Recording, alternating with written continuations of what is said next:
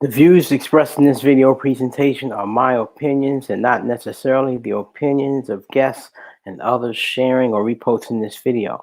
The content is produced only for educational and informational purposes. Do not regard any statements in this video as a recommendation to buy or sell any financial instrument. Investing comes with risk to loss of principal. Always conduct your own research and seek guidance from a professional investment advisor. I am not a professional investment advisor. I'm Dollar Will, and I'm sitting on the porch. You're going to hear cars and people cutting the grass and all that kind of Saturday stuff. I'm not cutting nothing. I'm looking at the grass. It's supposed to cut itself, I guess. We negotiating it. You know, we're going to talk a little bit about China today. Let's see, let me get my screen set up.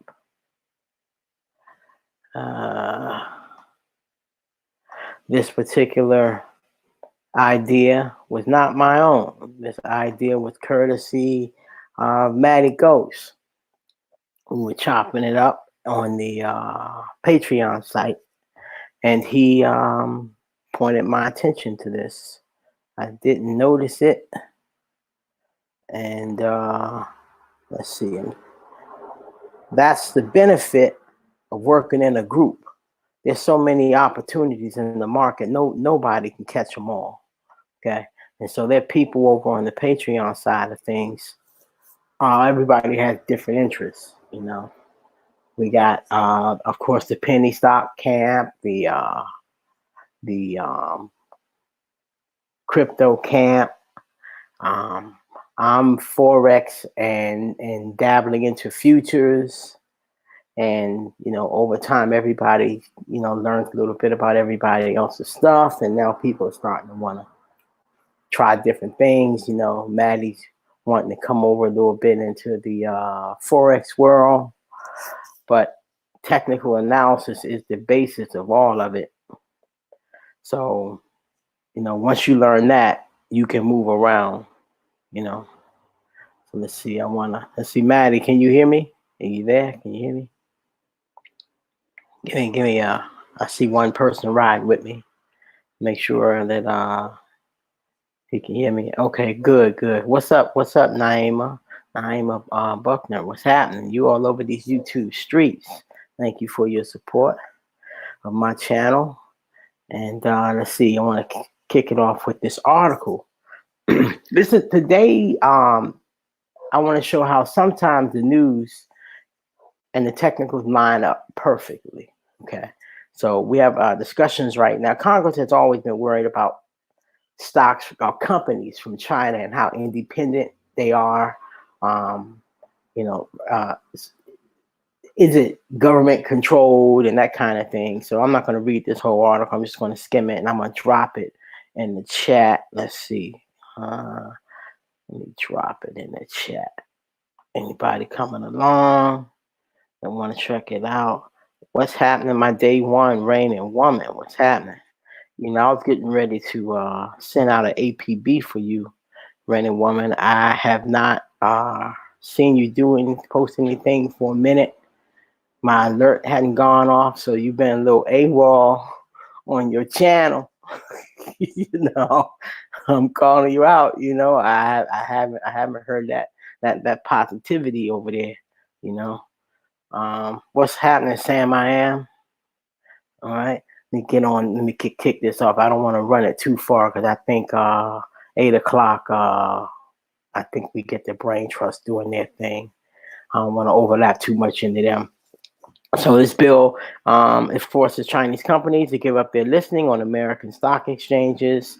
Is now moving at warp speed. Only a matter of time. Okay, the bill would require companies to certify that they are not owned or controlled by a foreign government. So it's not necessarily Chinese specific, but it's motivated by them. Okay. California Democrats announced Wednesday evening companion bills in the chamber. So yeah, so you guys want to read more about that, you can get into the details. But we are principally technical traders on this channel. So we're going to jump into the stock. Okay, there is an ETF which goes up when China's stocks go down, the top 50, and this company's or ETF name is Yang, and the ETF stands for Exchange Traded Fund, and it is a basket of stocks. These exchange traded funds are very similar to mutual funds. Mutual funds are also baskets of stocks.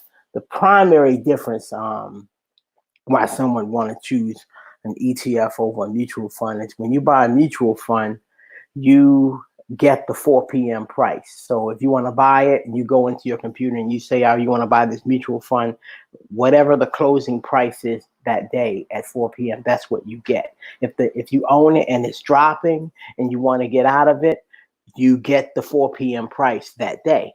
Whereas with ETF, you can buy and sell it like a stock. So if you press the buy button for the ETF, you get it right that second. If you press the sell button for that ETF you own, you're out of it that second. So that's the functional difference.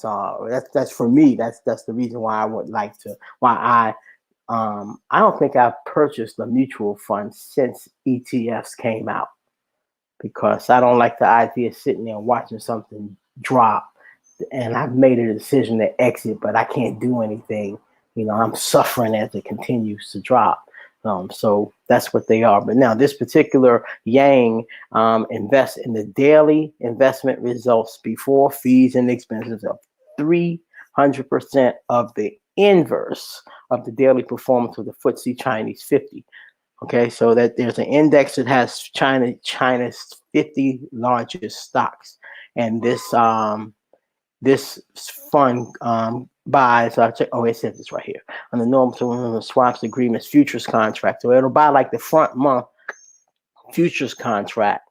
So this is a way for people to get some of the crazy gains that people make in the futures market without having to know anything about, not know much, I'll say, about the futures market. So they will go over basically and short the China 50 index in the futures market. All right.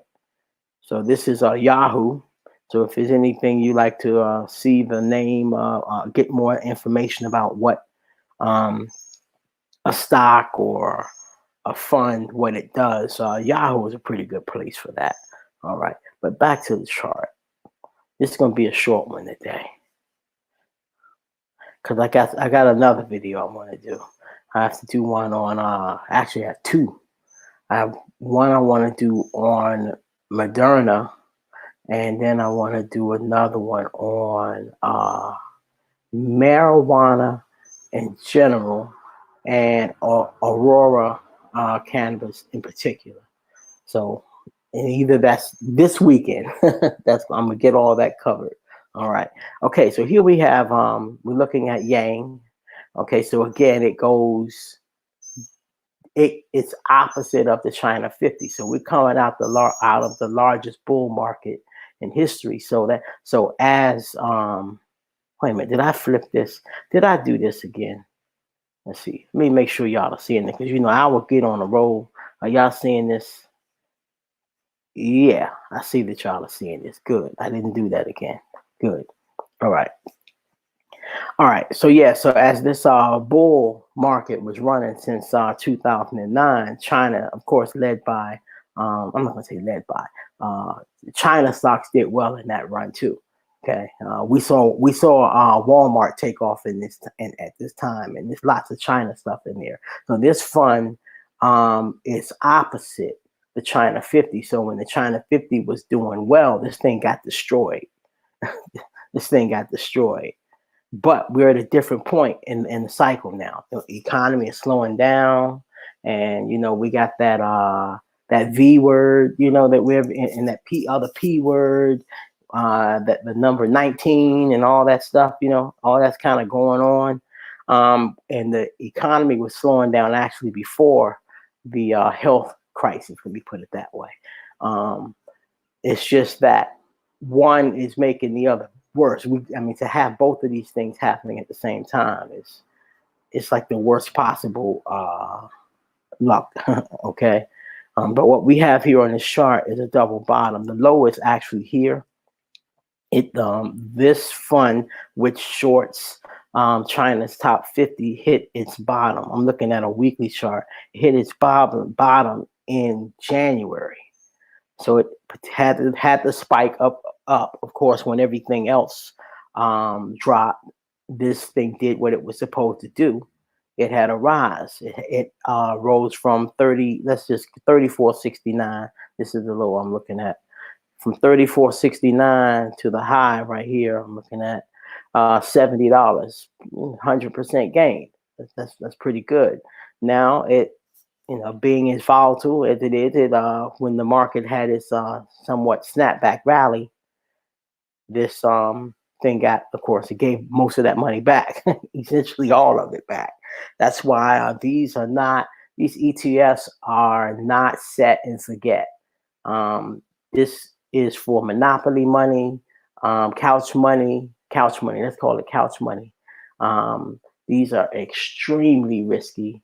In fact, everything I'm saying, of course, is for entertainment purposes. I really don't think that people with no trading experience should touch these. Okay, if you're not trying to learn or in an environment where you're learning how to read charts, this might be a little bit too risky. And this is the type of thing you really have to watch the chart, because it'll give it all back as this did. But what makes this attractive right now is we hit a second low. This is called a double bottom, but the second low is higher. Okay, and that's the first sign of a trend reversal, and we have a what's called a bearish hammer right here, which made a higher high right here, higher than this previous one. So it's a lot of other things I can get into technically, but that's for the Patreon folk. But this is a good opportunity, ground floor opportunity. It just completed its pattern, this reversal sign this past week. So it's on. Next week should be the return of hell. I can't put it any other way. I don't think these markets are going to continue going up. They've been going sideways for maybe a month, so it's just taking a lot to try to kill it. All that government stimulus money is making it go sideways. Let's see what we got here. And on yesterday, this is when it made the higher high. So it ended Friday with a very strong technical signal, and it gapped, which is also a good indication. So just know that you heard it here, and thank Matty Ghost. And as you hear about the decline of those China top 50 stocks, just know that the technicals foretold this setup starting in January when it made a low. So for this one, the news is right on time. And of course, my technical view is that because of this setup, these stocks would be falling anyway. Now, the delisting doesn't help. So what delisting means is, of course, those stocks won't be allowed to be traded on the American stock exchange, and we're like the richest population. So if we're not buying a country's stocks, then that it's going to be difficult for those stocks to get much traction. So that would be a big loss. Now, I'm curious as to what's going to happen with this yang, because it's not a stock purchase. It's investing in the inverse of an index. So even if you were on the opposite side, let's see, I don't know the name of, but there is a long version, a bullish version that goes long when the China stocks go up. So because it's an index, when you buy an index, you don't own the stock in the company. You own a price point on an index. So that's really all you own is a price point. For, I guess, stock purists, they don't like that. They don't like to buy indexes because they like to own the company. Personally, I don't think it's important. I don't care. owning a price point on an index, functionally to me, it's the same as owning a stock in a company. I don't exercise my voting rights when I own stocks in companies, so I don't know what's the real difference. If there's, yeah. So there are people out there that do not buy index funds for that reason, because they want to actually have ownership in a company. Um, and as for me, I live in the index world. I try not to buy individual companies, because I don't like being exposed to class action lawsuit, CFO stealing money, the CEO dying, or anything that's very company specific, affecting my investment. I personally like to study the macroeconomics and pick an industry that's going to be favored and put my money in that. That's the way I like to do it. But there's no wrong way. So let me see who I got riding in the chat. Let's see. What's up, Donald Hall? That's a new name. I don't know. The cult. Oh man. Is this the cult? That's a new one. Been called many things. Never been called that. If you mean culture, is this the culture where we talk about making money? Then yes. you know. I already want when I say a price point, I guess that's the best way I can describe it on the index. It's all when you buy an index, your money is invested at that particular price, that the index will go higher. So maybe own is the wrong word. I'm struggling for a better word. But when you're investing in the index, you're just taking a position that the index will either go up or down based on whether you're long or short that particular index. So your interest is just in that the price moves a certain distance away from where you bought in at the index. So, but you don't own those companies. You just own the index. So you really own. So people say you own nothing. Well, yeah, I own an interest in the stock, on the price, not the stock. Let me stop saying stock. I own the interest in the index moving up or down. It's the same as buying the Dow Jones or the S&P 500 index. There are funds that are pegged to that index. You don't own those stocks. You just own that index. so so sometimes you have to look into the profile of the symbol. Some symbols you own the stocks, and some others the symbol will buy an index. To me, I don't really care, but to some people, the purists, the stock, the people that are really into ownership of companies, it matters to them. So that's the main thing. So man, it goes call it renting. All right. Oh, well, who you take out, man? He was taken out. Who you talking about? What's up, Devin? Yep, gotta have Devin. Devin is regular. Appreciate that. Well, like I said, I'm gonna roll off. I don't want to encroach too much on the Black Brain Trust's time, space, and I'm gonna get myself together to do those other ones on Moderna and what I said, marijuana in general, and Aurora cannabis in particular. All right, y'all. Peace.